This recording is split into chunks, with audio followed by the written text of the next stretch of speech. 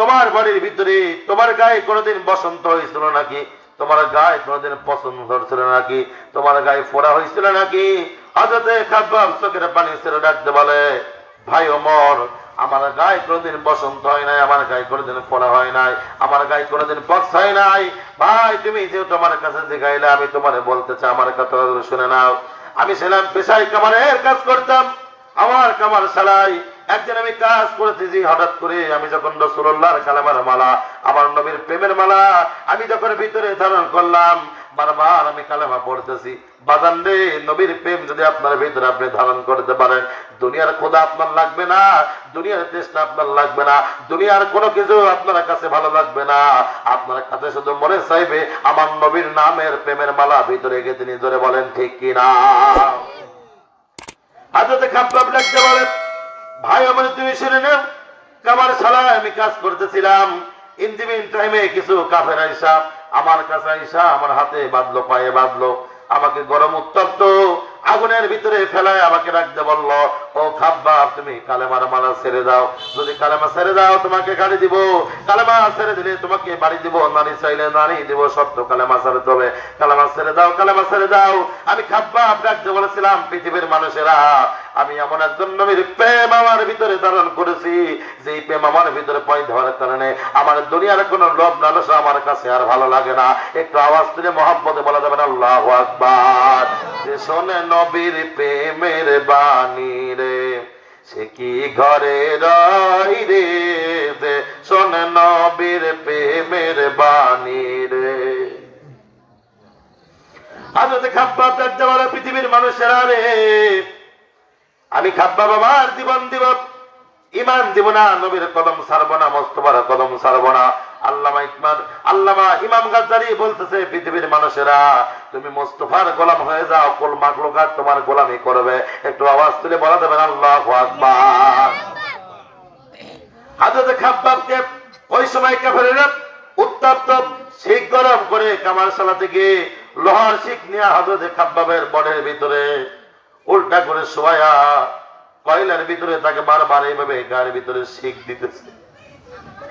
খাব্বাব ছটপট ছটপট করতেছে, রাজবাড়ির মুসলমান, আর রক্তগুলো কয়লার ভিতরে পড়ে পড়ে, কয়লার ভিতরে পড়ে পড়ে কয়লাগুলো রক্তের কারণে আবার যখন নিভে যায়, ওই লোকগুলো কাফেররা ডাকতে বলে, খাব্বাব তুমি কালেমা ছেড়ে দাও। খাব্বাব বলে, পৃথিবীর মানুষেরা, আমি খাব্বাবের এমন ভাবে তোমরা যদি প্রেসার দিতে থাকো, আমি খাব্বাবকে এইভাবে তোমরা যদি আমাকে মারতে মারতে মারতে মারতে বিদায় করে দাও, আমি খাব্বাব জীবন দিব কিন্তু ইমান দিব না। কাফের আমাকে বারবার মারতে মারতে বারবার বারবার করে আমি অজ্ঞান হইতেছিলাম, আর বারবার বারবার করে আমাকে বারবার করে তারা অজ্ঞান করাইতেছিল।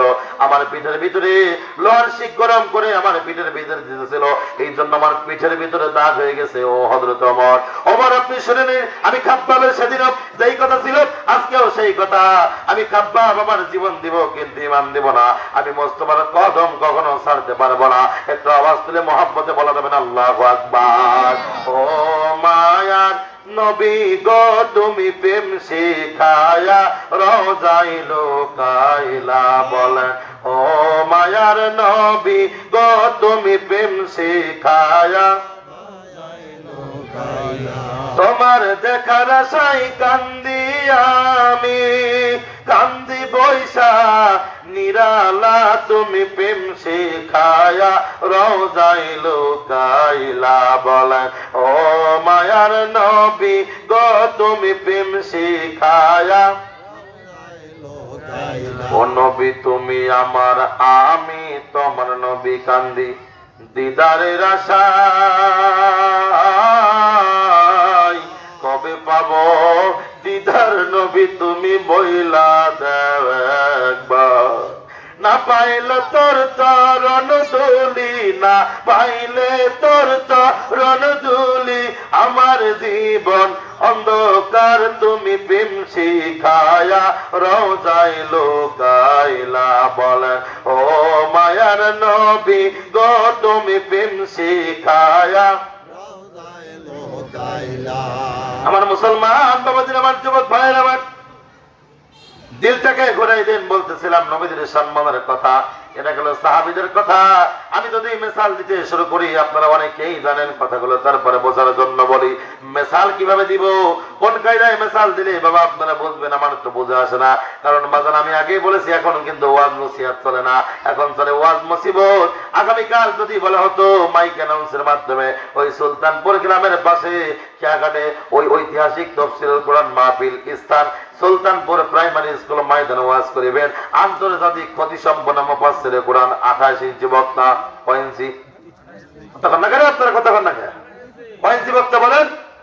যদি বলা তো আগামীকাল ওয়াজ করিবে সুলতানপুর প্রাইমারি স্কুল মাঠে আন্তর্জাতিক খ্যাতিসম্পন্ন মুফাসসিরে কোরআন আম্মা হুজুর। কি হুজুর ভাই? কথা না কি হুজুর ভাই?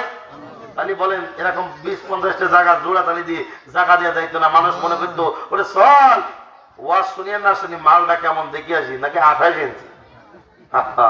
আমার আসল ভাই আজকে টাকা পয়সা খরচ না করে, টাকা পয়সা খরচ করে যদি গান দিত শিল্পী, মোটামুটি আমরাও শিল্পীদের মতো গাইতে পারি না, ব্যাপারটা এমন না। যদি এইভাবে গান দিত তাহলে মাইকিং করে রাখতো না, মানুষগুলো এসে ময়দানে সব ভরে যেত। কারণ বাজার আমরা মূল জায়গায় নাই, আমরা দুনিয়ার ভিতরে আমরা মূল কোথায় গেলে যে আল্লাহ রাসূলকে পাওয়া যাবে সেই তথ্য আমরা কেউ হাসিল করি না, সেই জায়গায় আমরা যাই না। কথা বলেন ঠিক কিনা ভাই? এজন্য কুষ্টিয়ার, আমাদের কুষ্টিয়া রাজবাড়ির পাশে যে কুষ্টিয়া লালন ফকির একটা গান গিয়েছে, কি জানেন? এসব দেখি কানার হাট বাজার, এসব দেখি কানার হাট বাজার, নিজে কানা পথ চেনে না, নিজে কানা পথ চেনে না, পরকে ডাকে বারে বার, এসব দেখি কানার হাট বাজার। ঠিক না বলে? এক কানা কয় আর কানা রে চলো এবার ভাবো পারে, নজদিকানা পথ চেনে না, ওহাবিকানাই পথ চেনে না, পরকে ডাকে বারে বার, এসব দেখি কানার হাট বাজার। ওরা কথা বলে ঠিক কিনা ভাই? কথাকে বুঝে নেবেন ভাই। যে ড্রাইভার নিজে কানা পথ চেনে না, ওর গাড়িতে যদি আপনি ওঠেন তাহলে ও কিন্তু ঢাকায় আপনাকে নিয়ে যাবে না। ভারত ভাই কি বলেন? ও মানিকগঞ্জের ওই যে আগে যে ঘাটে গিয়া আপনার গাড়ি উল্টাই দিবে, কারণ ও নিজেই রোড চেনে না। তদ্রুপ ভাবে যাত্রার পিছনে আপনি যদি একতেদা করেন, যাত্রার পিছনে আপনি যদি নামাজ পড়েন, আপনার একটা সেজদাও আল্লাহ কবুল করবে না। কথা বলেন ঠিক কিনা ভাই? গাড়ি চিনে আপনাকে উঠতে হবে, রোড চিনে আপনাকে উঠতে হবে, আপনাকে ইমাম চিনে সেজদা করতে হবে। একেবারে মসজিদের প্রথম কাতারে গিয়া আপনি সেজদা করবেন। আমাদের তখন ডিজিটাল নামাজ। কি নামাজ ভাই বলেন? ডিজিটাল নামাজ। কেমন না? আল্লাহু আকবার, আলহামদুলিল্লাহি রাব্বিল আলামিন, আর রহমানির রহিম, মালিকি ইয়াউমিদ্দিন। আরে বাড়িতে দোকান খোলা আছে, ও ম্যানেজার আবার কি করছে? টাকা কি ড্রয়ারে ধরছে না পকেটে ধরছে? মালিক ইয়াউমিদ্দিন জোরে বলেন ঠিক কিনা? এমন নামাজে আছে না নাই? কথা কয় না আছে না নাই? পরে ধরলি নামাজে পড়লি নামাজ সারা জীবন ভর, কথা কয় না আমার ভাই, আমার সাথে কথা বলতে। ধরলি নামাজে পড়লি নামাজ সারা জীবন ভর, নামাজে হইল না রে তোর নামাজের নিলি না খবর। কথা বলেন ঠিক কিনা ভাই?